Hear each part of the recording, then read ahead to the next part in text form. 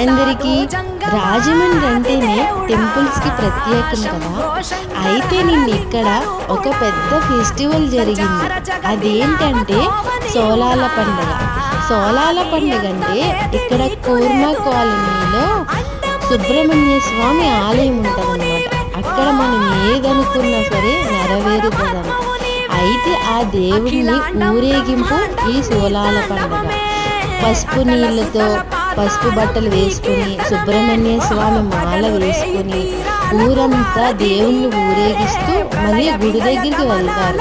అయితే కొంతమంది నోటికి సోలాలు గుచ్చుకొని అలానే వీపు వెనకాల కూడా సోలాలు గుచ్చుకొని దేవుణ్ణి లాగుతారు. వాళ్ళకి కొంచెం కూడా ఏం నొప్పి ఉండదంట. చూడండి, దేవుడు ఉన్నాడు అనేదానికి ఎంత నిదర్శనమో కదా. నిజంగా మనం కొన్ని నమ్మాల్సిందే తప్పకుండా.